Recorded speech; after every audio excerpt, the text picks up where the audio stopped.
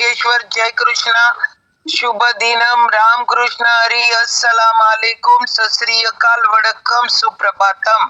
ಎಲ್ಲರಿಗೆ ನಮಸ್ಕಾರಗಳು. Sumedh sir, good morning. Good morning, Tay. Good morning, everyone. Good Good morning, Jai Chandra. Good morning. Good morning.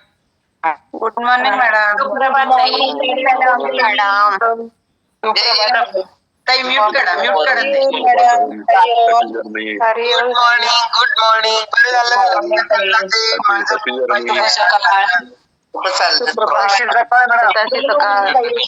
Good morning ताई. सगळ्यांना शुभ सकाळ. Good morning. चलो आता जोरदार क्लॅपिंग करू. आजच्या आपल्या एनर्जेटिक प्राईम टाइम साठी जोरदार क्लॅपिंग करणार आहोत. ज्यांचे ज्यांचे व्हिडिओ ऑन आहेत बघा जरा, व्हिडिओ कुणाकुणाचे ऑन आहेत त्या सगळ्यांसाठी एकदा जोरदार क्लॅपिंग. माझा उपस्थित आहे त्या जोरदार क्लॅपिंग करणार आहोत. ज्यांचे ज्यांचे व्हिडिओ ऑफ आहेत तुम्ही ऐकायला लागलाय, तुमच्या घरातले सगळे ऐकायला लागले, सगळ्यांसाठी एकदा जोरदार. लईच दिवस झाला मध्ये मध्ये बोलणाऱ्यांसाठी आपण करणं झालोय ना क्लॅपिंग. Good morning. जोरदार क्लॅपिंग करणार आहोत. ऑल सगळे बच्चे कंपनीसाठी जोरदार क्लॅपिंग करू. With energy drink, with smile, with energy आपला फोटो काढणार आहेत. महावीर सर, दोघांसाठी एकदा जोरदार क्लॅपिंग करू. घ्या आपलं एनर्जी ड्रिंक आपल्या हातात. महावीर नाही तुम्ही? ओके, चलो. काश्मीरी कहावा. ओके, काश्मीरी कावा, पीच, लेमन ॲलो कॉन्सन्ट्रेट. तुळशी. ओके, बघा फ्लेवर कळतायत आपल्याला. तोपर्यंत ज्याला एक्सपिरियन्स शेअर करायचा एंड्रेज करून ठेवा. कारण मी आज याच्यावर आहे, लॅपटॉपवर नाहीये. हे झालं. चला जोरदार क्लॅपिंग महावीर अडके सरांसाठी. Thank you sir. चलो. उमा परबताईंचं वेलकम आहे, खरं त्यांचा व्हिडिओ ऑफ आहे. व्हिडिओ ऑन करणार आहे. बर राहू दे. तोपर्यंत ते ज्यांचं त्यांचं हे झालं की नाही स्पॉटलाइट करा, त्याच्याशिवाय कळत नाही. ओके. उमा परबताई व्हिडिओ तरी ऑफ आहे, ऑन करता येतोय, अनम्यूट करता येतोय. थोड्या वेळाने करतात. येस. तोपर्यंत बाकीचे एक्सपिरियन्स कुणाला शेअर करायचंय, पहिला फर्स्ट एक्सपिरियन्स. कारण मी आधीच सांगितलं मला कोऑपरेट करा आज, कारण मी मोबाईलवर आहे. नाहीतर मोबाईलवर असल्यामुळं मला पटपट सगळं दिसत नाही. कारण तुम्ही जरी नाही सांगितलं तर मला सांगायला मिळतंय ना त्या मोबाईल लॅपटॉपवर असल्यानंतर, त्याच्यामुळं. ओके. लॅपटॉपवर बी असंच दिसतं ना. रुपाली अडकेताईंचा उद्या एक्सपिरियन्स उद्याला होणार आहे. कोण नाही सांगितलं तर मी आज पण सांगणार माझाच एक्सपिरियन्स. ऐकणार आहे काय? नाहीतर आज पण ऐका मग माझाच एक्सपिरियन्स. चलो जोरदार क्लॅपिंग करा पद्मजा पाटील साठी. मी सांगू आता मग काय करणार हे कोण लोक हँड्रेज त्यांचे एक्सपिरियन्स. नाही शैला शेडबाळे ते दिसायला लागलेत. नाही तर मग त्यांचे लावायचे रोज एक्सपिरियन्स कोच लोकांना. माझा पण मी सांगणार. शैला मंगेला ताई पण, शीतल कुलकर्णी ताई येत त्यांना स्पॉटलाइट करते. भारी एक्सपिरियन्स आहे त्यांचा. तर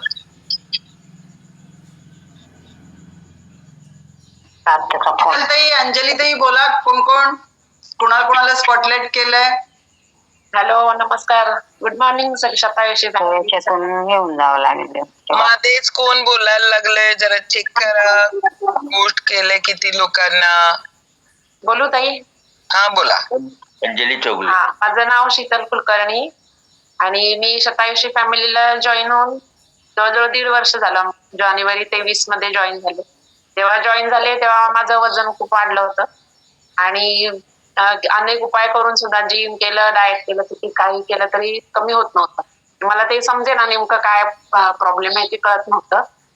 त्यामुळे मग माझ्या नंदेनं मला शेटे सरांचं नाव सुचवलं होतं. मग मी त्यांना भेटले आणि त्यांच्याकडून मला 2700 फॅमिली म्हणजे आपल्या ह्या मॉर्निंग रजिस्ट्रेशनची लिंक मिळाली. मग मी 1.5 महिना नुसतं ऐकत होते. अनेक लोकांचे रिझल्ट ऐकले आणि त्याच्यामध्ये भरपूर लोकांच्या आरोग्यावर इतका चांगला परिणाम होतो हे बघून मी अक्षरशः थक्क झाले. म्हणजे एवढं असं कधी असू शकते हे मला आधी पहिला विश्वासच बसत नव्हता. मग मी परत सरांना जाऊन भेटले. म्हणलं असं कसं काय होऊ शकतं. सर म्हणले असं असं आहे, डाएट आणि व्यायाम आणि हे सगळं माइंडसेट असं सगळं पूर्ण ओव्हरऑल सगळं काम केल्यानंतर आपल्याला आरोग्यावर चांगला रिझल्ट येऊ शकतो वगैरे. त्यांनी मला भरपूर काय काय गोष्टी समजावून सांगितल्या. मग मी थोडी सुरुवातीला घाबरत थोडं काही ना काहीतरी बघूया म्हटलं आपण पण काहीतरी करून असं करून सुरुवात केली आणि नंतर मला इतका अमेझिंग रिझल्ट आला. हळूहळू माझी ती वजनाच्या काठी अशी हळूहळू असे काठ्यावरचे आकडे कमी कमी कमी होत जेव्हा मी बघत होते इतका मला प्रचंड आनंद होत होता. आणि आपलं प्रॉडक्ट आणि 2700 फॅमिलीची जी टीमवर्क आणि सगळ्यांचं सहकार्य आणि ते मॅरेथॉन सेशन वगैरे सकाळ संध्याकाळ सगळं इतकं आरोग्यावर इतकी प्रचंड माहिती आणि नॉलेजचं भांडार हे सगळं बघून मला 1.5 वर्ष इतकी मी आनंदात होते प्रचंड. माझं जवळजवळ 14 किलो वजन कमी झालं 6 महिन्यातच आणि त्याच्यानंतर मी ते पुन्हा मेंटेन ठेवण्यात सुद्धा मला ती अगदी सगळी चांगली मदत झाली. मग हे सगळं कशामुळे शक्य झालं तर ते नॉलेज जे देतात सर ह्याच्यामध्ये आणि फॉलोअप घेतला जातो. मॅरेथॉन सेशन आपले रेग्युलर जे होतात त्याच्यामध्ये संध्याकाळी जे इतकं मार्गदर्शन मूल्यवान असतं अत्यंत जे कुठेही इतर कुठेही मी असं कुठे बघितलेलं नाही. इतकं मी नेटवर वगैरे सर्च करत होते पण तरी इतकं डिटेलमध्ये आपली काळजीपूर्वक किंवा आपण सगळं जे ग्रुप मुळे जे शक्य होतं म्हणजे मी एकटी केलं तर मला ते इतकं जमलं नसतं. पण आपण आपल्यासोबत आणखीन कोणीतरी आहे आपले 9 जणांचा ग्रुप असतो एक ते मॅरेथॉन मध्ये आपलं कमी आज हे झालं ते इतकं छान इंटरेस्टिंग आणि सगळं इतकं अमेझिंग असतं की नाही सगळं पूर्ण अनुभव 6 महिन्याचा इतका मस्त झाला. एकदम हेल्दी आणि हॅपी फील करते आता सध्या. आणि त्यामुळे मला 2700 फॅमिलीचे खूप खूप आभार मानायचे आहेत. आता आयुष्यभर मला हे नॉलेज अक्षरशः पूर्ण असं मी घेऊनच जाणार आणि आपलं प्रॉडक्ट आणि 2700 फॅमिली यांची खूप खूप ऋणी आहे. आणि शेटे सरांनी मला वेळोवेळी भरपूर टिप दिल्यात. कधी ना कधी काही अडचण आली किंवा काय झालं तर कसं करायचं वगैरे सगळं त्यांनी खूप चांगलं मार्गदर्शन करतात. अजूनही त्यांच्या संपर्कामुळे माझे कितीतरी प्रॉब्लेम सॉल्व्ह झालेत. हेल्थचे पण बाकीचे पण आणि कोच म्हणून पण त्यांनी भरपूर चांगलं गाईड केले. त्यामुळे थँक्यू. आणि सुजाता ताई तर आमचे काय ग्रेटच आहेत. म्हणजे त्यांच्याबद्दल मी शब्द वापरले तर मी ते उगाचच हे होईल त्यापेक्षा निशब्द राहून अगदी मनापासून त्यांना धन्यवाद देते मी. थँक्यू 2700.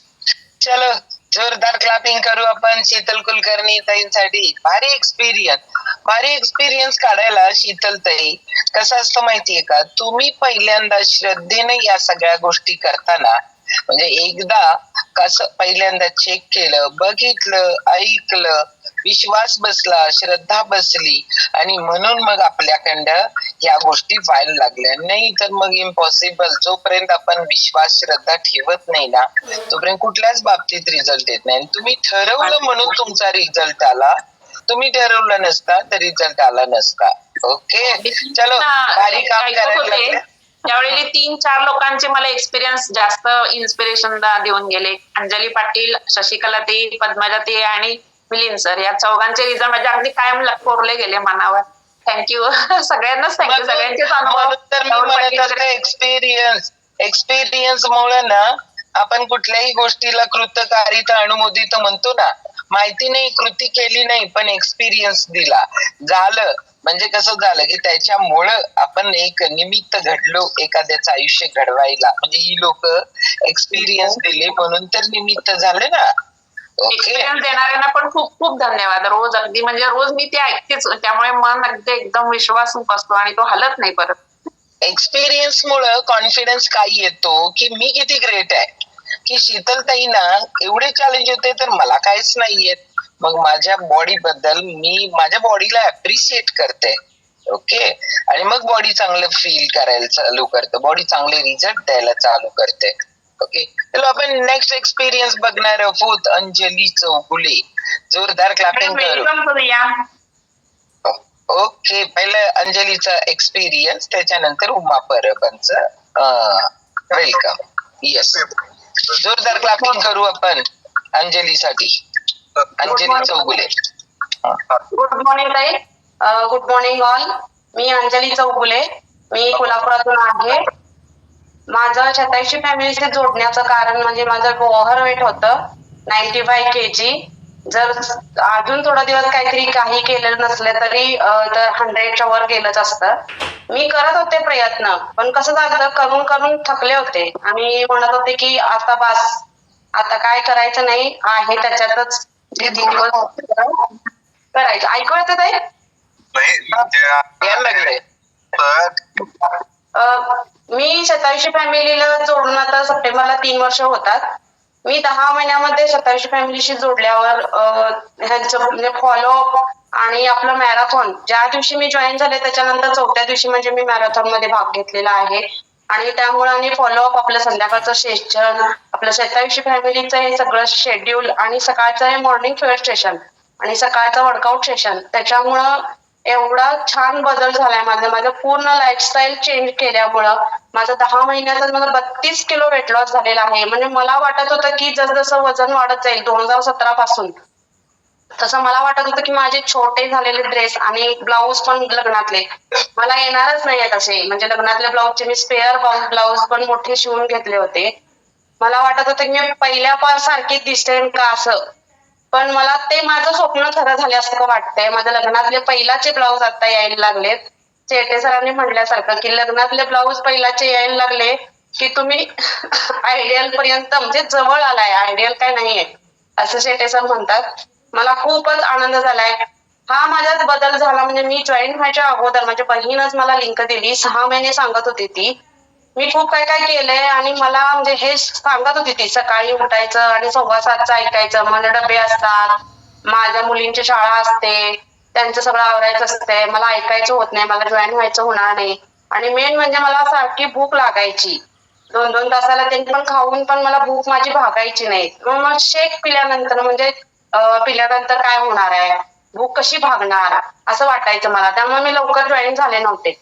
पण मी गाडीवरनं पडल्यावर माझा गुडघा दुखायला लागला आणि डॉक्टरांनी सांगितलं की सुजला होता अगदी, आणि 3 महिने ट्रीटमेंट घेतली तरी कमी झाला नव्हता. डॉक्टर म्हणाले ऑर्थोपेडिक की तुम्ही वजन कमी केल्याशिवाय तुमचा हा गुडघा तरी दुखतोय, पण तो डावा गुडघा पण दुखायला चालू होणार आणि लवकरच तुमचं मग गुडघे खूपच दुखणार. म्हणताना मग मी चालू केलं आणि चालू केल्यावर मला 4च दिवसात असं वाटायला लागलं की ह्या 27 फॅमिलीचा मी भाग असल्यासारखं वाटायला लागलं की 7:15चं मी एवढ्या बिझी शेड्यूल मध्ये सुद्धा ते ऐकल्याशिवाय मला चैनच पडत नव्हती. एक दिवस रविवार असणार नव्हता तरी पण ते चुकल्यासारखं वाटायला लागलं. आणि 10 महिन्यातच माझा रिझल्ट छान आल्यामुळे मला अगदी हॅपी आणि हेल्दी वाटायला लागलं. मी जॉईन झाल्यानंतर 2 महिन्यातच माझ्या मिस्टरांनी जॉईन केलं. त्यांची पित्ताची पिशवी काढलेली असल्यामुळं त्यांना तेलकट तर्रीवालं बाहेरचं असं काय खायचं नव्हतं. गव्हाचं अन्न तेल खाल्लं तरी त्रास होत होता त्यांना. ते सण ते झालं की पोळी किंवा दिवाळी दसरा ते झालं की त्यात त्यांनी जसं थोडंसं तरी किती पण मन हे करून खाल्लं तरी पण त्यांना त्रास व्हायचा जास्त लांबचा प्रवास झाला तर. पण ह्याच्यावर जॉईन झाल्यानंतर त्यांचं 2 महिन्यातच 10 किलो वजन कमी झालं. आणि हे जे होते प्रॉब्लेम्स त्यांचे आयुर्वेदिक गोळ्या त्यांच्या 2-2 तासाला होत्या. रात्री अविपितकारी चूर्ण घेतल्याशिवाय त्यांना सकाळी मोशनला व्हायचं नाही. हे सगळं जे होतं, विकनेस खूप यायचा त्यांना, त्यांची शुगर कमी व्हायची. पहिला हे काढलं, पित्ताची पिशवी काढली तेव्हा त्यांची शुगर लो दाखवायची. पण नंतर जेव्हा वेळ होत गेला म्हणजे त्यांचं कसं विकनेस जास्त यायला लागला म्हटल्यावर आम्ही परत चेक केलं, पण प्री डायबेटिक सांगितलं त्यांना. मग सर म्हणाले, प्रसाद सरांशी कन्सल्ट केल्यानंतर सर म्हणायला लागले हे जॉईन करा, त्याच्यानंतर काय होते बघूया, मग तुम्ही दवाखान्याला डॉक्टरांच्याकडे कन्सल्ट करूया म्हणायला लागले. मग ह्या 2 महिन्यातच त्यांना पूर्ण प्री डायबेटिक जे दाखवत होतं ते पण कमी झालं आणि त्यांच्या आयुर्वेदिकच्या पित्ताच्या त्यांनी सगळ्या पित्त कंट्रोल करायला गोळ्या होत्या त्या पण सगळ्या पूर्ण कमी झाल्या. एवढा छान बदल झालाय त्यांना की कॉन्फरन्सला त्यांनी जाताना त्यांना आम्ही भाकरी करून द्यायला लागायची. 2-2, 3-3 दिवसाची भाकरी ते शेळे खायचे. ते सगळं पूर्ण कमी झालेलं आहे आणि पूर्ण लाईफस्टाईल चेंज झालेली आहे. माझ्या सासऱ्यांचे पण शुगर होते, 10 गोळ्या चालू होते त्यांना आणि विकनेस खूप यायचा आणि शरीर असं म्हणजे अंगावर पाय ते असे काळे पडलेले होते त्यांचे. ते आता पूर्ण कमी झालंय. त्यांचे 6 गोळ्यावर आलेले आहेत त्यांचे, म्हणजे 4 गोळ्या कमी झालेल्या आहेत आणि त्यांच्या डॉक्टरांनी कन्सल्ट करूनच डॉक्टरांनीच बंद केलेले आहे. त्यांचे युरिक ऍसिड त्यांचं कमी झालेलं आहे. त्यांचं 73 वय आहे त्या वयात सुद्धा त्यांचं युरिक ऍसिड कमी झालेलं आहे. आणि माझ्या मुलगीचा पण चांगला रिझल्ट आहे. कालला असे पूर्ण कोंडा उठत होता तिचा. कोंडा म्हणजे असा पूर्ण पापुद्र्यासारखा असा असत होता. चेक घेतल्यामुळे तिचा पण 80% पूर्ण फरक पडलेला आहे. पूर्णच आमची फॅमिली हेल्दी आणि हॅप्पी झालेली आहे. Thank you Shatayushi family. ह्यामध्ये पूर्ण म्हणजे आपले सगळे सुपर कोच आणि जास्त म्हणजे माझा रिझल्ट येण्यात प्रसाद सर आणि पद्मजाताई जास्त कारणीभूत आहेत. म्हणजे अगदी म्हणजे छान. मी एक दिवस सुरुवातीला स्टार्टिंगला मला जॉईन करणं आणि 1 महिना माझ्याकडे कन्सिस्टन्सी आणणं म्हणजे त्यात पद्मजाताईंचा खूप हात आहे. थँक्यू ताई. Thank you Shatayushi family. Okay. Anjali, अजून किती वजन कमी करायचं राहिलंय? अजून ताई 10 किलो तरी कमी करायचं आहे. पण तुम्ही सांगितलं की जास्त असं हे करायचं नाहीये. बॉडीला व्यवस्थित शेप येण्यासाठी काय काय सांगितलं ते आता स्टार्ट केले ते. येस. ओके. म्हणजे बघा, जर 30-31 किलो वजन करणारी व्यक्तीच तयार असते का पहिल्यांदा करायला? बिलकुल तयार नसते. कारण का की छोटे मोठे काहीतरी प्रयत्न केलेले असतात.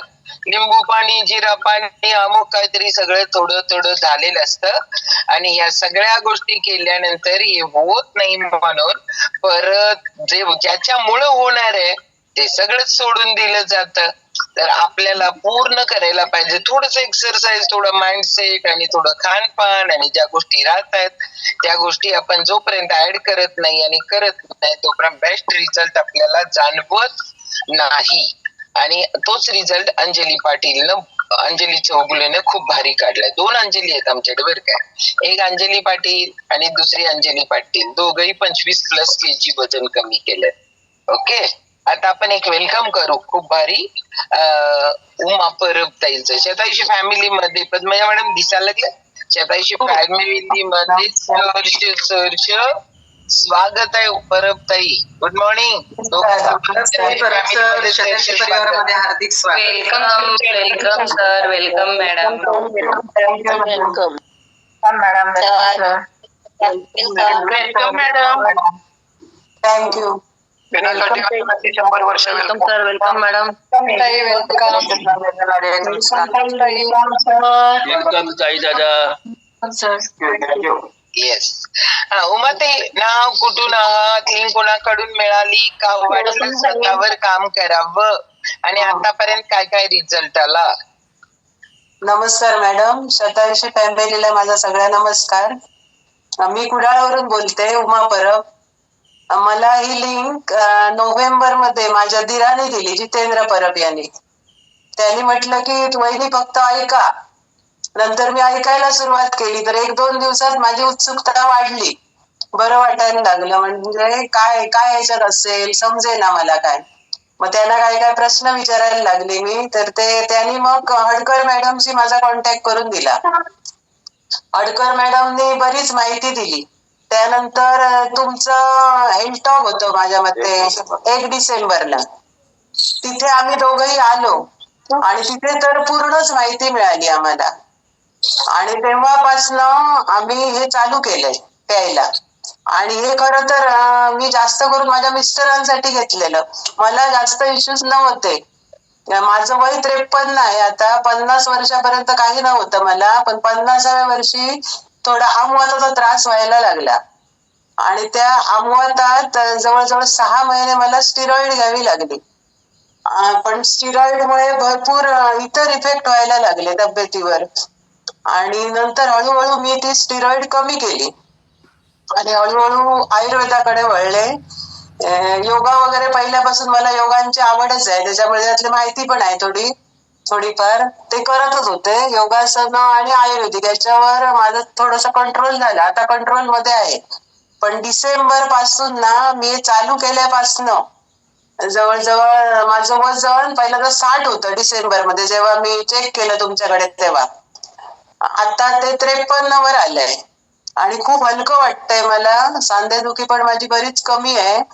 हलकं वाटतंय. आणि रात्री मला त्रास व्हायचा. रात्री जेवले की सकाळी पित्त व्हायचं काही खाल्लं तरी. लवकर जेवली तरी पण सकाळी डोकं जड असायचं, असे त्रास असायचे. पण ते आता मी 2 वेळा हे तुमचा शेक घेते, 2 वेळा अफ्रेश घेते. त्याच्यामुळे खूप हलकं वाटतं आणि बरेचसे माझे इश्यूज कमी झाले तसे. आणि मिस्टरांना बराच फायदा झाला याचा. खरं तर त्यांच्यासाठीच मी हे चालू केलेलं, कारण त्यांना एवढी तब्येतीची काळजी नाहीये स्वतःची. इतरांची करतात पण स्वतःची नाही. स्वतःच्या तब्येतीकडे दुर्लक्ष आणि ऑफिसचं टेन्शन, त्याच्यामुळे ते तरी म्हटलं याकडे वळतील म्हणून जास्त करून ह्याच्यात मी हे केलेलं. पण बराचसा फायदा आहे, ते आपले अनुभव सांगतील तुम्हाला आता. नमस्कार सर्वांना. ऐकू येते ना? येतंय सर, व्यवस्थित येतंय. हा ठीक आहे. काय आलं, माझं वजन साधारण 75 ते 77 असं ह्या दरम्यान राहायचं. आणि मला ते कमी करण्याचं महत्वाचं कारण होतं, माझे सेन्सेशन लॉसेस पायामध्ये झाले होते. त्यामुळे पाय माझे जडत्व होतं पायामध्ये खूपच. आणि चालताना मग तिरकं चालणं किंवा पायरीवर पाय टाकताना अडखळणं वगैरे अशा गोष्टी व्हायला लागायच्या. त्यामुळे खूप सावध राहायला लागायचं गाडी चालवताना वगैरे, किंवा गाडी थांबवताना मोटरसायकल किंवा फोर व्हीलर चालवताना सुद्धा ब्रेक लागतायत की नाही असा अंदाज यायचा नाही मला. पण तो जो प्रॉब्लेम जो होता तो रेडिएशन मध्ये झालेला होता. 2010 मध्ये मी रेडिएशन घेतलं होतं मानेकडे, आणि फोर्थ फिफ्थ व्हर्टिब्रेला ते मार बसला होता सुजलेला, आणि जवळजवळ 70% लॉसेस झाले होते माझे सेन्सेशन लॉसेस, पोटापासून अगदी पायांपर्यंत. आणि त्यामुळे डॉक्टरने मला सांगितलेलं की तुम्ही याच्यात रिकव्हरी करू शकत नाही, मी फक्त 5 इंजेक्शन देतो मणक्यांमध्ये, त्याच्यातून तुम्ही बघा किती सावरता येते. मी म्हटलं ठीक आहे, आता आलंय ते भोगायला पाहिजे, आपण प्रयत्न करूया. माझ्या मधल्या पिरियडमध्ये 11 ते 13 मध्ये मी सुदर्शन क्रिया सुरू केली, आणि त्या दरम्यान मला जवळजवळ 40% पण रिलीफ मिळाला मला. आणि नंतर मला चालण्याचे प्रॉब्लेम बरेचसे कमी झाले, पण हे अडखळणं वगैरे सतत चालू राहायचं. त्यामुळे वजन कमी होत नव्हतं माझं. माझं साधारण 1 डिसेंबरला 75 किलो वजन होतं, ते आज माझं 65 पॉइंट समथिंग असं राहत आहे वजन. आणि ते कॉन्स्टंट राहत आहे, तसं काय फ्लक्च्युएट होत नाही जास्त, 65 ते 66 मध्ये आहे. त्यामुळे मला चालताना आधी मुख्य म्हणजे एकदम हलकं वाटतंय, आणि कॉन्फिडन्स असतोय की बाबा माझी पायरीवर आपटणार नाही, किंवा चढताना मला कुठे दुखापत होणार नाही. क्वचित केव्हा तरी होतं तसं, कारण ऑफिसच्या पायऱ्या वगैरे भरपूर प्रमाण असते चढण्या उतरण्याचं. पण अंग हलकं झालं हे महत्वाचं. आणि परब सर आता एज किती आहे तुमचं, वय? माझं 58 होणार 1 नोव्हेंबरला. हो, म्हणजे आता रिटायरमेंट आली जवळ. हो हो हो. मी प्रायर रिटायरमेंट साठी टाकलाय अर्ज, पण ते पुढे पाठवत नाहीत सीओ माझे. प्रॉब्लेम असा झाला की माझ्याकडे 3-4 डिपार्टमेंट देऊन ठेवली, आणि माणसं मात्र नाहीत, आणि कामाची अपेक्षा खूप असते, आणि प्रत्येक गोष्टीला जबाबदार झाला तर त्याचं टेन्शन एक वेगळं असतंय. मग मीटिंग मध्ये बोलणं वगैरे असं. येस. परब सर कुठलं डिपार्टमेंट बघताय? माझ्याकडे रोजगार हमी आहे, ग्रामपंचायत आहे, समाज कल्याण. कृषी विभाग. हा, कृषी विभाग. कृषीमध्ये मी होतो, कृषी अधिकारी होतो, माझं प्रमोशन झालं बीडीओ म्हणून. आणि रोजगार हमी योजना EGS ते दिलं. त्याच्यानंतर मला ज्यादा चार्जेस याचे दिले आपल्या ग्रामपंचायत आणि समाज कल्याणचं. मध्ये माझ्याकडे महिला बाल विकास पण होतं. त्यामुळे लोड खूप यायचा मला. 4 महिने म्हणजे जानेवारी पासून मला एकही दिवस सुट्टी मिळाली नव्हती एप्रिल पर्यंत. आणि आता सुद्धा तसंच साधारण आता ऍटमॉस्फिअर व्हायला लागलंय परत. त्यामुळे प्रकृतीकडे लक्ष द्यायला मुळीच वेळ नव्हता. मी फक्त ते तुम्ही शेक दिलेला तो घेणे आणि ह्या गोष्टींवरच कंट्रोल करत होतो फक्त. पण त्यामुळे असं झालं की मी ते ऑफिसचं जे टेन्शन होतं बेअर करू शकलो असं मला वाटतं नक्कीच. सकाळी मात्र नियमित योग संजीवनी केली 6 ते 7 कॅमेरा ऑफ ठेवून. असं ते केली हे महत्वाचं आहे. हा, आणि दुसरी गोष्ट मला डायबिटीस आहे, थायरॉइड आहे. डायबिटीसची गोळी मी डॉक्टरच्या सांगण्यावरून बंद केली कारण नॉर्मल होता. पण मध्ये परत फ्लक्च्युएट होत होतो. सकाळचा नॉर्मल असतोय, पण दुपारी जेवणानंतर थोडासा बाउंड्री लाईनला वरती राहतो थोडासा. आणि आपली 50 मिलीग्रामची माझी गोळी चालू होती थायरॉइडची. ती मध्ये डॉक्टर म्हणाले आता ती 25 करा, कारण जरा बरं दिसतंय, माझे रिपोर्ट्स वगैरे ओके दिसतात त्या मानाने. ते कमी केल्यानंतर मधल्या पिरियड मध्ये मी चेक केला होता, परत 4 महिन्यांनी मी ते चेक केलं तर आता 17 वर गेलंय ते. त्यामध्ये डॉक्टर म्हणाले 75 मिलीग्राम चालू करा. ती 75 मिलीग्राम मी गेले महिनाभर आता घेतोय मी. बघूया, अजून मी चेक केलेलं नाही आता. येस, काय नाही बरोबर सर. पण एक सांगतो मी की नक्कीच उपयोग आहे आपल्या या प्रॉडक्ट्सचा. आणि आपण म्हणताय तेवढ्या सगळ्या गोष्टी जर दिवसभरातल्या जर केल्या तर नक्कीच फायदा होईल. फक्त मला एवढं वेळ मिळत नाही. सकाळचा फक्त मी एक करतोय. हल्ली 8 दिवस मला योग संजीवनी सुद्धा करता नाही आलेली. मध्येच मग मी स्वतः माझा वेळ असला की मग मी त्यावेळी माझे मी करतो. बाकी नक्कीच फायदा आहे. आणि तुमच्या शतायुषी परिवारासाठी धन्यवाद आहे. धन्यवाद मॅडम. माझी मुलं पण घेत आहेत. 3 मुलं मला, तिघही घेत आहेत. चालू केलंय. येस, कारण काय असतं माहितीये का, सरांचं जे स्वतःच आहे ना, ते पर्सनली हे डिपार्टमेंटची काम असतात ना, कामगार कमी म्हणजे लोक कमी आणि काम जादा. आणि प्रत्येकाला काय वाटत असतं की गव्हर्नमेंट आपलं काम करत नाहीये, पण गव्हर्नमेंटकडे काय परिस्थिती आहे तिथं काम करणाऱ्यांनाच माहिती आहे. जो स्ट्रेस लेवल आहे आपल्याकडे ज्या वेळेला वेळेत होतं नाही होतं आणि आपल्याला म्हणजे नको तिकडं सर म्हटलं जातं, राजकारण येतं, या सगळ्या गोष्टींमुळं त्या डिपार्टमेंट कुठल्याही डिपार्टमेंटला काम करत असता मेंटली हॅरेसमेंट जी होते ना, ती खूप म्हणजे ती खूप इफेक्ट पाडते आपल्या बॉडीवर. आणि जे लोक सोशल असतात ना, म्हणजे आपण म्हणतो की शोषिक असतात, त्या लोकांना तर ते जास्त हे होतं आणि त्यांच्याच शरीरावर जास्त मोठा बॅड इम्पॅक्ट पडतो, गुड इम्पॅक्ट म्हणत नाही मी. आणि आरोग्य बिघडतं. काय नाही सर, रिटायरमेंट आले, स्वतःवर काम करण्याची खूप भारी वेळ मिळणार आहे.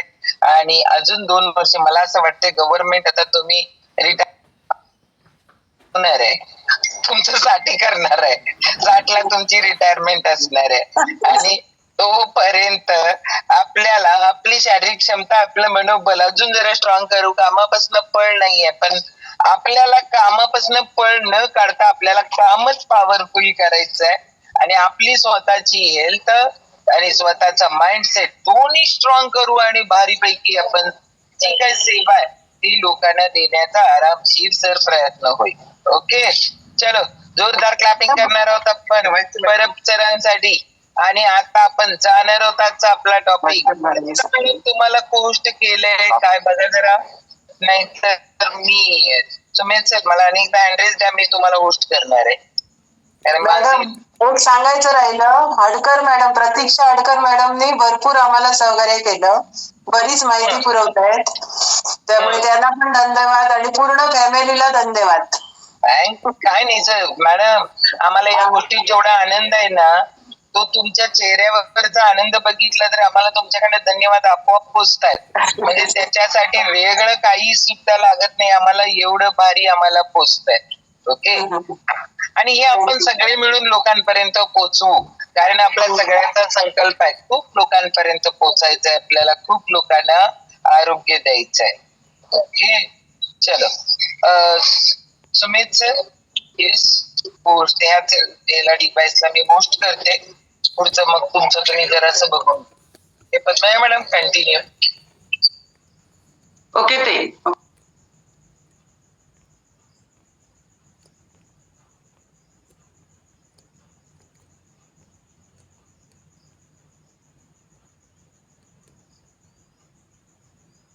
अर्चिता ते कंटिन्यू करा.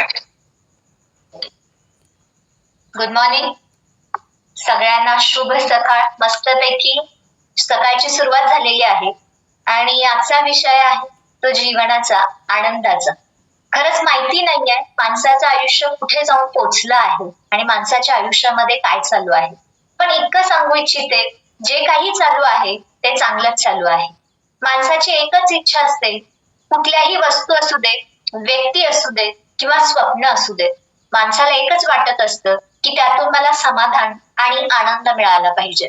म्हणून इथं सांगावंसं वाटतं की जो मिला नहीं उसका गम नहीं, जो मिला नहीं उसका गम नहीं, जो मिला है वो किसी से कम नहीं, जो मिला है वो किसी से कम नहीं. आनंद शोधायचा असेल तर व्यक्ती वस्तूमध्ये नसतो, तर तो आनंद हा आपल्यामध्ये लपलेला असतो. मग आपल्याला काय वाटतं की माझ्याकडे जे आहे त्याचं आपण दुःख करत असतो, पण जे तुम्हाला मिळालेलं आहे ते कोणापेक्षा पण कमी नाही, ते जास्तच आहे, याच्यातून आनंद मिळतो हे आपण पाहत नाही. म्हणजेच काय की माणसाला छानपैकी शरीर मिळालेलं आहे, त्या शरीरात आत आणि बाहेर चांगले अवयव मिळालेले आहेत. त्या अवयवांमुळे त्या शरीरामुळेच आपण वस्तूंचा उपभोग घेत असतो, पण याचा आनंद आपण व्यक्त केला पाहिजे. पण व्यक्तीला काय वाटत असतं की माझ्याकडे महागड्या वस्तू असल्या पाहिजेत, माझ्याकडे ब्रँडेड वस्तू असल्या पाहिजेत आणि त्याचं दुःख करत असतो. एक उदाहरण देते. एक मुलगा आईसोबत शाळेत जात असतो आणि शाळेत जात असताना इतर मुलांच्याकडे तो पाहत असतो, त्यांच्याकडे छान छान ब्रँडेड मस्त मस्त शूज असतात आणि हा मुलगा म्हणतो की माझ्याकडे हा ब्रँडेड नाही, मला साधा तू रस्त्यावरचा शूज दिलेस, माझ्या क्लासमध्ये जी मुलं आहेत त्यांच्याकडे ब्रँडेड शूज आहेत. आई काही उत्तर देत नाहीये, कारण आईकडे तेवढी परिस्थिती नव्हती की महागाची शूज द्यायची. पुढे दोघे चालत जातात. थोडा अंतर गेल्यानंतर एक मुलगा दुसऱ्या बाजूने पास होत असतो आणि त्या मुलाला एक पायच नसतो. तेव्हा आई म्हणते, बाळ तुला शूज घालण्यासाठी परमेश्वराने पाय दिलेले आहेत, पण त्या बाळाला शूज घालण्यासाठी पायच दिलेले नाही. मग तू मला सांग, तुला पाय महत्वाचे आहेत की ब्रँडेड शूज महत्वाचे आहेत? तेव्हा त्याच्या डोळ्यात पाणी येतं. आईला घट्ट मिठी मारतो आणि आईला म्हणतो की छान आई, मला पाय मिळालेले आहेत हे सगळ्यात महत्वाचं आहे, त्यात मला आनंद आहे. मला ब्रँडेड शूज नाहीयेत याच्यात माझा आनंद नाहीये. आपल्याही आयुष्यात तसंच होत असतं. माझ्याकडे ही वस्तू नाही, माझ्याकडे असलं नाहीये, माझं घर मोठं नाहीये याची खंत करत बसतो. पण समाजामध्ये बऱ्याच अशा व्यक्ती असतात की तुमच्याकडे जितक्या वस्तू आहेत, तुमच्याकडे जितकं आहे तितकं इतरांच्याकडे आहेच असं नाहीये. म्हणून आयुष्यात जर आनंद हवा असेल त्याचं रहस्य हे तुमच्यामध्येच आहे. म्हणून आपण शाळेत गेल्यानंतर शाळेतली अक्षरं समजावून घेत असतो, पण इथं मला सांगायचं आहे तुम्ही तुमच्या आयुष्याची ABCD पहिल्यांदा शिका. जी व्यक्ती आयुष्याची ABCD शिकते ना ती खऱ्या अर्थाने आनंदी, उत्साही, समाधानी, सुखी असते. मग ती आयुष्याची ABCD काय आहे जे तुम्हाला आनंदी ठेवण्यासाठी मदत करणार आहे? ABCD मध्ये पहिलं अक्षर असतं ते A म्हणजे ऍटिट्यूड. पहिल्यांदा तुमचा जीवनाकडे पाहण्याचा ऍटिट्यूड बदला आणि ऍटिट्यूड बदलण्यासाठी सगळ्यात महत्वाचं असतं ते विचार बदलावे लागतात आणि त्या विचारांना जोड द्यायची असते ती प्रयत्नांची द्यायची असते. ज्या वेळेला आपण आपला ऍटिट्यूड बदलतो त्यावेळेला जीवन बदलत असतं. म्हणून जीवनामध्ये ऍटिट्यूड हा सकारात्मक असला पाहिजे आणि सकारात्मक असण्यासाठी काय केलं पाहिजे बरं? परमेश्वराने आपल्याला एकच तोंड दिले, पण कान किती दिलेत बरं? 2 कान दिलेत. 2 कान कशासाठी दिलेत? की माणसाने जास्तीत जास्त ऐकावं आणि कमीत कमी बोलावं यासाठी एकच तोंड दिले. पण आपण काय करत असतो? तोंडाचा वापर जास्त करत असतो आणि कानाचा वापर कमी करत असतो. म्हणजे जास्त बडबड करत असतो आणि कमी ऐकत असतो. म्हणून जर आनंदी जीवन ठेवायचं असेल तर जास्त जास्त ऐकणं ते समजणं गरजेचं आहे. म्हणून कानाजवळच का बरं मेंदू दिलाय? मेंदू इथं खाली का दिला नाहीये? कारण तुम्ही जे काही ऐकता ते व्यवस्थित समजून घेण्यासाठी वर डोकं दिलेलं आहे, त्याच्यावरती विचार करण्यासाठी डोकं दिलेलं आहे आणि कानाच्या खाली हृदय, इथं आपण मन म्हणतो ते मन दिलेलं आहे. का? कारण ते मन हे दुसऱ्यांना अंडरस्टँडिंग करून घेण्यासाठी दिलेलं आहे. म्हणजे परमेश्वराने शरीराची रचना करत असताना बरोबर कुठल्या अवयवाजवळ काय ठेवलं पाहिजे याचा विचार करून दिलेला आहे. म्हणून रोज चांगलं चांगलं ऐकायचं आणि या मॉर्निंग फेअर स्टेशन वरती तुम्हाला छान छान विचार ऐकायलाच मिळतात. म्हणजे काय की एक आयुष्याचा तुमचा कम्प्लीट झाला. दुसरं जे आहे ते बी म्हणजे काय? बर्थ म्हणजे काय? जन्म. It is not in our control. म्हणजे काय की जन्म हा आपल्या कंट्रोल मध्ये नाहीये. त्याच्यानंतर येतं सी नंतर सांगते. त्याच्यानंतर येतं ते डी म्हणजे काय? Death. This also it is not in our control. म्हणजेच काय की डेथ सुद्धा, मृत्यू सुद्धा आपल्या कंट्रोल मध्ये नाही. म्हणजे बर्थ, जन्म आणि मृत्यू या दोन्ही गोष्टी आपल्यामध्ये कंट्रोल मध्ये नाहीयेत. कारण या पृथ्वीवरती कधी जन्म घ्यायचा हे फिक्स झालेलं आहे, याची वेळ ठरलेली आहे. आपण इथून कधी जाणार आहे त्याची सुद्धा वेळ ठरलेली आहे.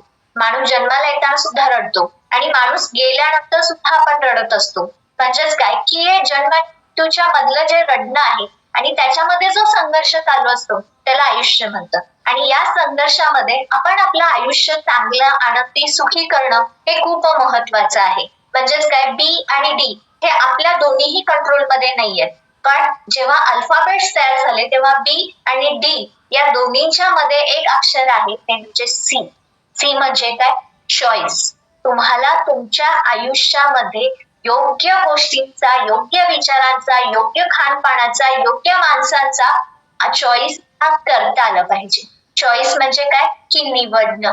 आपण वस्तू, भाज्या निवडून घेत असतो, पण डोक्यात जाणारे विचार कधी निवडतो का? नाही निवडत. म्हणून परमेश्वराने अवयवाची निर्मिती करत असताना कान हे सुपासारखे केले.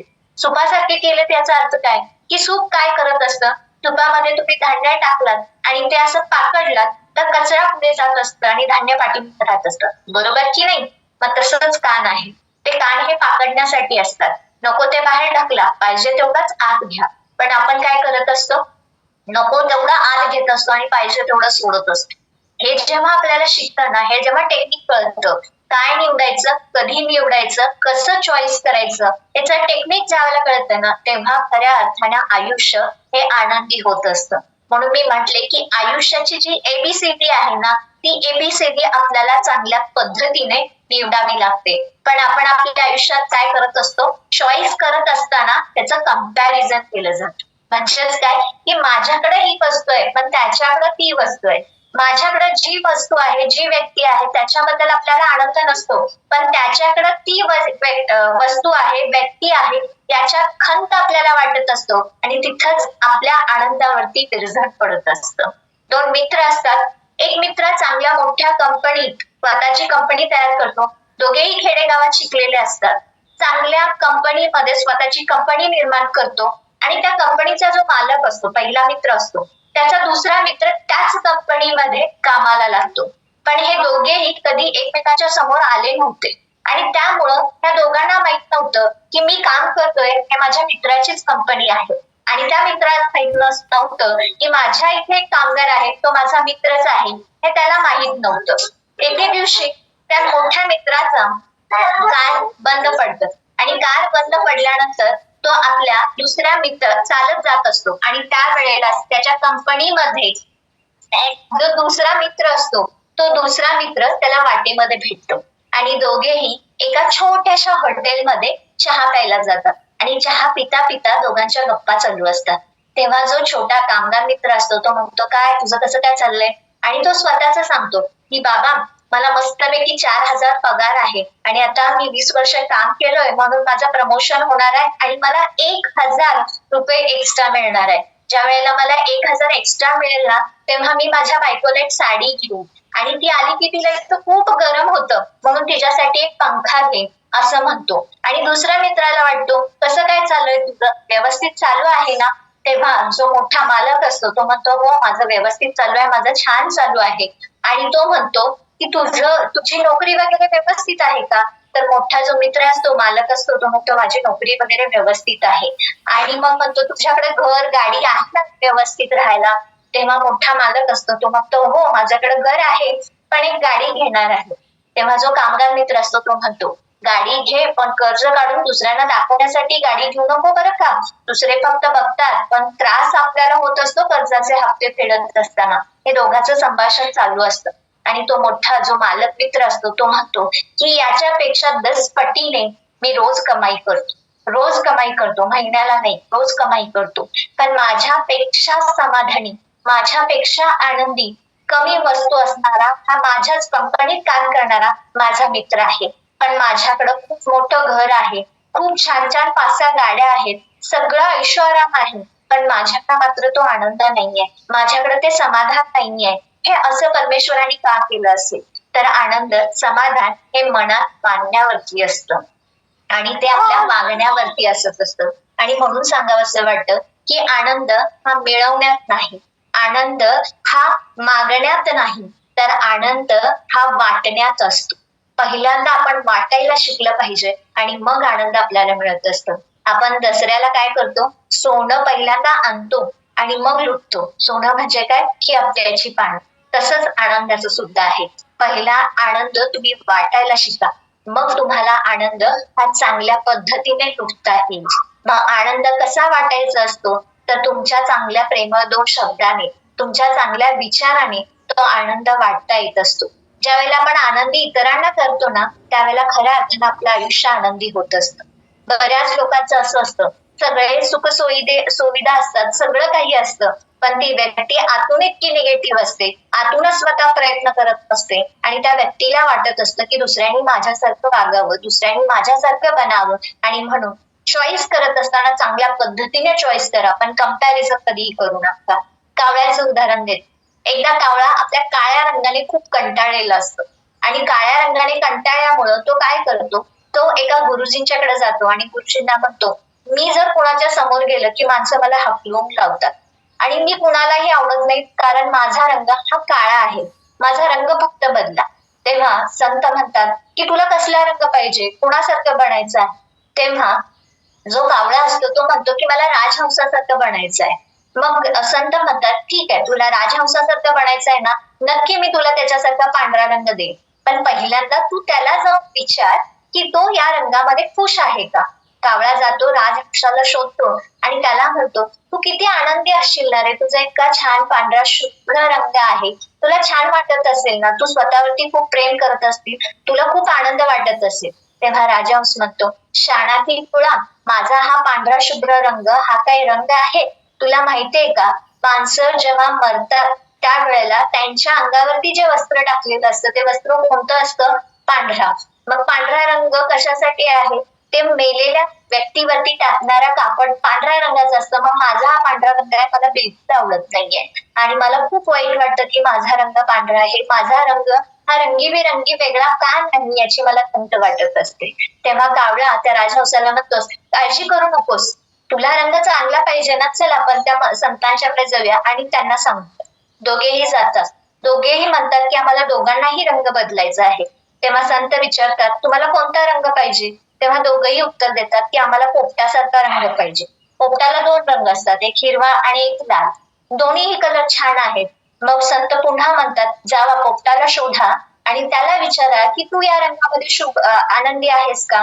दोघेही त्या पोपटाकडे जातात, जंगलामध्ये शोधतात, जंगलामध्ये हिरवंगार जंगल असतं, काही केल्या पोपट लवकर सापडत नाही.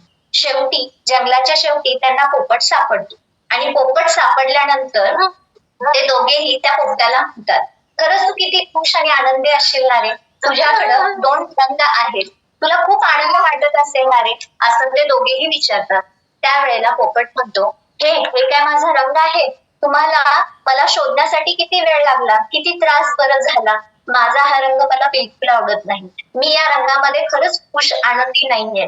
तेव्हा कावळा म्हणतो, का बरं, या रंगामुळेच माणसं मला आपल्या पेटीमध्ये, आपल्या पिंजऱ्यामध्ये कैद करून ठेवत असतात आणि माझा वापर करत असतात, माझं स्वातंत्र्य हिरावून घेत असतात आणि त्यामुळं माझा कलर हा आवडत नाही. मग हे तिघेही पुन्हा त्या संतांच्याकडे जातात आणि संतांना विचारतात की आम्हाला तिघांना सुद्धा रंग बदलायचा, मग कोणासारखा पाहिजे. तेव्हा तिघेही म्हणतात की आम्हाला मोरासारखा रंग पाहिजे, मोराला रंगीबेरंगी रंग असतात. तेव्हा ही तिघे हे पुन्हा मोराकडे जातात आणि मोराला विचारतात की तू तुझ्या रंगात खुश आहेस का.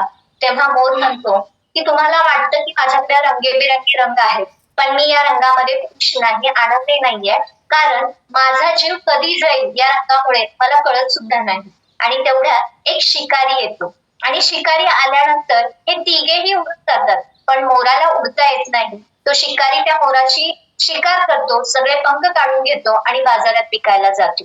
या तिघांनाही कळतं की खरंच आपल्याला जे मिळालं आहे ते खूप चांगलं आहे, खूप छान आहे, परमेश्वराने ते विचार करून आपल्याला दिलेला आहे. कारण जेव्हा वेळ आली तेव्हा आपल्याला उडता आलं, पण ज्याच्याकडे सगळे रंग होते, इतका सुंदर मोर होता, पण त्याला उडता आलं नाही, त्याला जीव गमवावा लागला. तसंच आपल्या सुद्धा आयुष्यात असतं, आपल्याला जे मिळालं आहे त्याचा आनंद घेण्याऐवजी जे मला मिळालं नाही त्याची खंत आपण करत असतो आणि इतरांच्या बरोबर तुलना करत असतो. ज्या वेळेला ही तुलना करतो ना त्यावेळेला दुःखाला कारण होत असतं. आणि म्हणून सगळ्यात जास्त आनंद जर मिळवायचा असेल ना तर स्वतः खुश राहा, जे आहे त्याच्यामध्ये समाधानी राहा आणि चांगल्या गोष्टींची चॉईस करा. पण ही चॉईस करण्यासाठी महत्वाच्या गोष्टी लागतात. एक म्हणजे चांगलं निरोगी मन आणि चांगलं निरोगी शरीर. जर चांगलं मन असेल आणि चांगलं शरीर असेल तर काय निवडायचं काय निवडायचं नाही हे ठरवता येत नाही आणि ते ठरवावं लागतं. कारण ज्या वेळेला हे ठरवता येत नाही ना, तेव्हा व्यक्ती बघा छोट्या छोट्या गोष्टींसाठी सुद्धा नेहमी सतत कन्फ्युज्ड असतात. आणि म्हणून इथं म्हणावंसं वाटतं, छोटी छोटी चीजों में खुशी होती है. जर आपल्याला मोठा आनंद मिळवायचा असेल तर आलेला प्रत्येक क्षणामध्ये आनंद घ्यायला शिका. पण आपण आपला आनंद हा पोस्टपोन करत असतो. पोस्टपोन करत असतो म्हणजे काय, की माझा हे मिळते मग मला खूप आनंद होईल, पण आता तुला आजचा क्षण जो मिळालेला आहे त्याचा उपभोग आपण घेतला नाही, त्या क्षणाचा उपभोग घेतला नाही तर काहीच उपयोग नाहीये. म्हणजे काय, की आपल्याला वाटत असतं, मुलांना वाटत असतं 10वीत चांगले मार्क मिळाले ना खूप आनंदी खुश होईल. 10वी होते चांगले मार्क पण मिळतात, पण तेवढा पुरता आनंद व्यक्त करतो आणि तो म्हणतो जर मला चांगल्या कॉलेजला ऍडमिशन मिळालं ना मग मला आनंद होईल. चांगल्या कॉलेजला ऍडमिशन मिळतं, छानपैकी पास पण होतो, तेव्हा वाटतं की नाही मला चांगल्या पॅकेजची नोकरी मिळाली की मला आनंद होईल. म्हणजे काय, इथं आनंद आपण पोस्टपोन करायला लागतो. आनंद पोस्टपोन करू नका, कारण गेलेला क्षण हा परत येत नाही. म्हणजेच काय, की आजची तारीख आहे 28/5/2025. पुढच्या वर्षी ही तारीख येणार नाही, उद्या ही तारीख येणार नाही, पुढच्या वर्षी कदाचित 28/5 ही तारीख येऊ शकते, पण साल 2025 येणार नाही. म्हणजेच काय, की गेलेला क्षण हा परत येत नाही, फक्त राहतात त्या आठवणी. म्हणून क्षणाक्षणामध्ये आनंद घ्या, आहे त्या गोष्टींमध्ये आनंद घ्या. म्हणजे खऱ्या अर्थानं आनंद हा तुमच्यातच लपलेला आहे, पण आपण शोधत असतो. जसं हरिण, कस्तुरी हरणाच्या पोटामध्येच असतं, पण छान वास यायला लागले म्हणून हरिण इकडं तिकडं शोधत असतं. तसंच माणसाचं सुद्धा होत असतं. आनंद माणूस इकडे तिकडे अवतीभोवती शोधत असतो, पण खरा आनंद हा आपल्यामध्येच लपलेला आहे हे आपल्याला माहित नसतं. म्हणून आपल्यावरती अवलंबून असतं की आपण आयुष्य कसं जगायचं. आणि त्या अल्फाबेट्स मध्ये एक अक्षर सुद्धा आहे, ते म्हणजे जी. जी म्हणजे काय, की ग्रॅटिट्यूड. नेहमी जे मिळालेले आहे त्याच्यासाठी थँकफुल राहा, कृतज्ञता व्यक्त करा. आपण सकाळी उठतो, का बरं उठतो कोण सांगेल मला? अलाराम वाजतो, घड्याळात 5 वाजले पण उठतो नाही, तर आपलं हृदय छानपैकी काम करायला लागतं, हृदयाचे ठोके वाजत असतात म्हणून सकाळी आपण उठतो. या जगामध्ये इतके लोक आहेत जे रात्री झोपतात पण सकाळी उठू शकत नाही. आपण खूप भाग्यवान आहे की सकाळी आपण उठतो. काही लोक झोपलेले तिथंच आयुष्यभरासाठी झोपून जात असतात. म्हणून स्वतःच्या शरीरासाठी, स्वतःसाठी उठल्या उठल्या एकदा कृतज्ञता व्यक्त करा, एकदा थँक्यू म्हणा स्वतःला, स्वतःच्या शरीराला, स्वतःच्या मनाला थँक्यू म्हणा की मी सकाळी वेळेवर छानपैकी उठलो. म्हणून जे क्षण आहेत ते छान घालवणं खूप महत्वाचं आहे. आणि मी मगाशी म्हटलं की इतरांना द्यायला शिका, त्याशिवाय आपल्याला लुटता येत नाही. जर आपल्याला खरा आनंद पाहिजे असेल ना तर वाटण्यात आहे. म्हणून वाटता येईल तेवढा आनंद द्या, देता येईल तेवढा द्या, ते तुम्हाला आहे तसं परत येत असतं. आपण जेव्हा इतरांचा विचार करतो तेव्हा इतर सगळे लोक तुमचा विचार करतात. आणि आपल्याला वाटतं की एकदा असं वाटतं की माझ्या नशिबात हे नाहीच आहे, मला हे मिळतच नाही. नशिबाला दोष देऊ नका, कारण नशिबाबरोबर स्वतःच्या प्रयत्नांची सुद्धा आपल्याला जोड असावी लागते, तर खऱ्या अर्थाने आयुष्यामध्ये आनंद मिळत असतो. म्हणून कुठल्या तरी एका कवीने असं लिहिलेलं आहे की जिनके हाथों में लकीर होती है वो लकीर नसीब तय नहीं करती, खुशियां तय नहीं करती, क्योंकि जिनके हाथ नहीं होते हैं उनकी भी तकदीर होती है. म्हणजेच काय, की मला हातात माझ्या रेषेवरती माझं आयुष्य, माझं नशीब, माझा आनंद अवलंबून राहिलेला आहे. म्हणून आपण ज्योतिषाकडे जाऊन आपला हात दाखवतो आणि आपण आपलं भविष्य सांगून घेत असतो. पण थोडासा विचार करा, ज्यांचे हातच नाहीये त्यांचं बरं काय होतं. म्हणून परमेश्वराने हाताची निर्मिती करत असताना या हाताच्या सुरुवातीला काय दिलेले आहेत, बोट दिले. ही बोट कशासाठी दिलेली आहेत माहितीये का? देण्यासाठी दिलेली. पहिल्यांदा द्या आणि मग हे पाठीमाग हात जो दिलेला आहे तो घेण्यासाठी दिलेला आहे. ज्या वेळेला आपण देतो त्यावेळेलाच आपण घेऊ शकतो. म्हणून पहिल्यांदा आपल्याला चांगलं जे आहे तेवढं देता आलं पाहिजे, मग आपल्याला घेता येतं. आणि म्हणून प्रत्येक वस्तूला, प्रत्येक गोष्टीला एक्सपायरी डेट असते.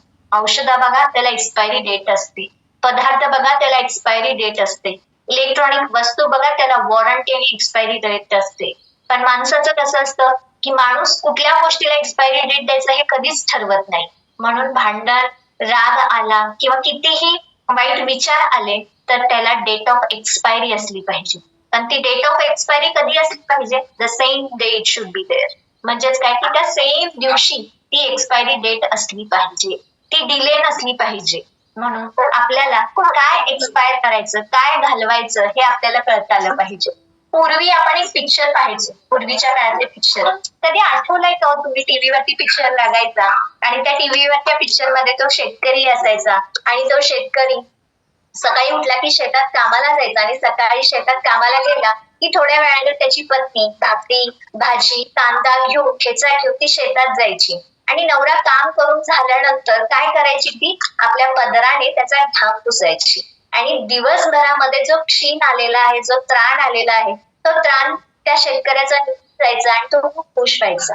म्हणजे काय की त्या महिलेनं स्वतःच्या पदराने ते घाम पुसला तरी त्याचा क्षीण निघून गेला. आणि आपण काय करत असतो, आपण आपल्या घरी आलेल्या व्यक्तीचा क्षीण ताण घालवण्यासाठी आपण काय करत असतो? काहीच करत नाही. पूर्वी महिलांना भरपूर कामं करायला लागायची, त्यांच्याकडे कुठल्या वस्तू नव्हत्या. आपल्याला सुखसुविधा आहेत, सगळ्या वस्तू आहेत, पण आपल्याला त्यात आनंद नाही. म्हणून जाताना एकच उदाहरण देते, हे उदाहरण प्रत्येकाने लक्षात ठेवायचं. आपलं आयुष्य हे दुधाप्रमाणे आहे. तुम्ही म्हणाल की दुधाप्रमाणे कसं आहे? दुधापासून सगळे पदार्थ बनवले जातात, पण परत दूध बनवता येत नाही. म्हणजेच काय की आपलं आयुष्य दुधाप्रमाणे आहे. ते दूध गरम केलं तर छानपैकी ते भगवंताच्या अभिषेकासाठी वापरता येतं. त्याच गरम दुधामध्ये थोडंसं विरजण टाकलं तर त्याचं छानपैकी दही बनू शकतं. त्याच दह्याला घुसळलं तर त्याचं छानपैकी ताक बनू शकतं. आणखी थोडं घुसळलं की ते वरचं लोणी तयार होऊ शकतं आणि त्या लोणीला गरम केलं तर त्याचं परत तूप छानपैकी बनू शकतं, पण त्या तुपाचं परत दूध बनू शकत नाही. मग आपण आपलं आयुष्य हे दुधाप्रमाणे ठेवायचं, दह्याप्रमाणे ठेवायचं, ताकाप्रमाणे ठेवायचं, लोण्याप्रमाणे ठेवायचं की तुपाप्रमाणे ठेवायचं, हे तुमच्यावरती अवलंबून आहे. पण हे करण्यासाठी तुम्ही त्या दुधामध्ये काय घालता आणि कशी प्रक्रिया करता याच्यावरती अवलंबून असतं. तसंच माणसाचं आयुष्य सुद्धा असतं. आनंद मिळवण्याच्या नादात बरचसं दुःख, बरचसं दडपण आपण आपल्या मनावरती घेतो आणि आनंद विरून जातो, आनंद विसरून जात असतो. आणि म्हणूनच आपल्या शरीरामध्ये काय घालायचं, डोक्यामध्ये काय घालायचं, पोटामध्ये काय घालायचं आणि घरामध्ये काय घ्यायचं आणि घरातनं काय बाहेर टाकायचं, ह्या जे व्यक्तीला कळलं ना त्याचं आयुष्य खूप आनंदाने सुखी होत असतं. आणि म्हणून एवढं करा की आपल्या शरीरामध्ये काय घालायचं, डोक्यामध्ये काय घालायचं, मस्तपैकी शतायुषी फॅमिली आपल्याला मदत करत असते. म्हणून शरीर निरोगी ठेवण्यासाठी चांगला व्यायाम करा, पोटामध्ये चांगला आहार केला तर पोट चांगलं राहतं आणि शरीर चांगल्या पद्धतीने काम करायला लागतं.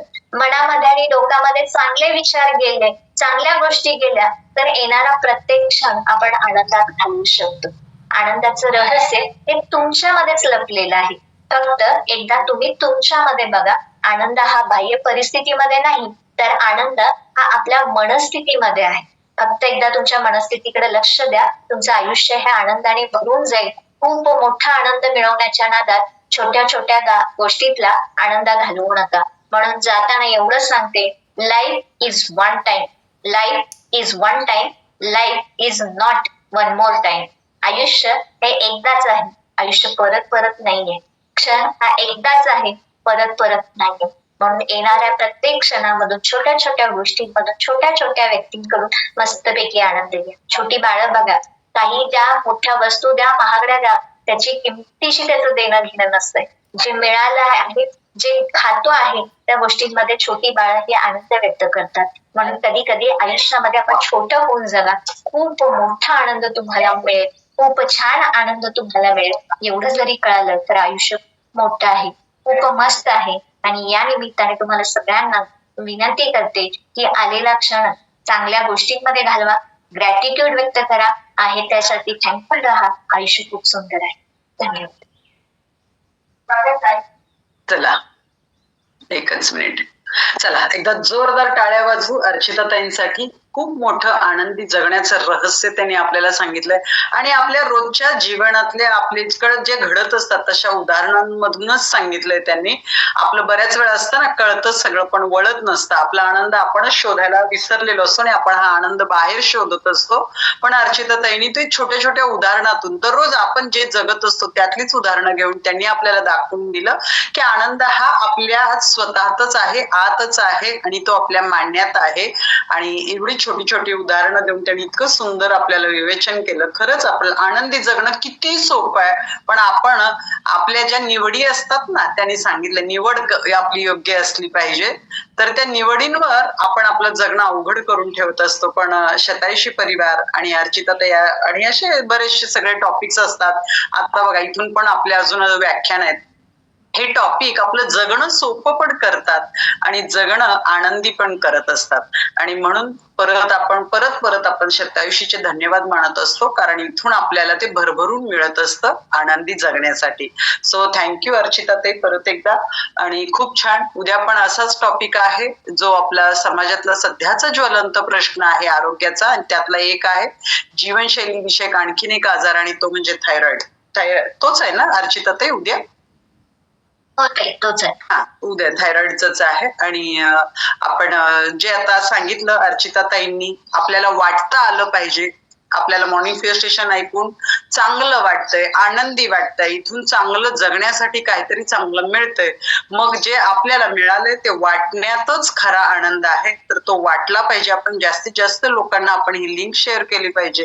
जास्तीत जास्त लोकांना तुम्ही आमंत्रित केलं पाहिजे. नुसतेच व्हॉट्सअपवरचं आमंत्रण नको, तर एक साधा कॉल करून त्यांना आमंत्रित करा की जेणेकरून तेही लोक येतील. परत एकदा तुम्हा सगळ्यांसाठी टाळ्या आणि तुमचं सगळ्यांचं अभिनंदन, कारण आज आपली संख्या खूप छान होती. तुम्ही खूप लोकांना आमंत्रित केलं, खूप लोक आले आणि त्यांनीही जगण्याचं, आनंदी जगण्याचं रहस्य समजून घेतलंय.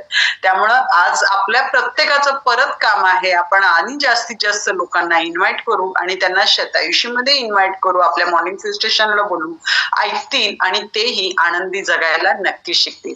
सो थँक्यू तुम्हाला सगळ्यांना. आज दुपारी आपला प्राणायामचा वर्ग, जर काही चॅलेंज नसेल इंटरनेटचा वगैरे किंवा आपले शिक्षक असतील तर आपला दुपारी प्राणायामचा वर्ग होईल. 5 ते 6 वर्कआउटची बॅच, 6 ते 7 योगाचा वर्ग आपला हा रेग्युलर असेल.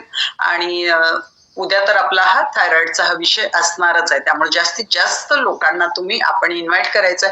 कुठेही इन्व्हाइट करा, योगाला करा, वर्कआउटला करा, मॉर्निंग फेस्ट स्टेशनला तर 100% करा, प्राणायामला करा, दुपारच्या वर्कआउटला बोलवा, कुठेही येऊ देत आणि ते कनेक्ट होऊ देत आणि आनंदी जगण्याचं रहस्य ते प्रत्येकाला समजू दे. Okay, so thank you so much everyone. आणि आपण थांबणार आहोत. गुड डे, बाय बाय, हरिओम सर्वांना. कोच कॉल आज आपला होणार नाहीये. ओके, भेटू आपण दुपारी.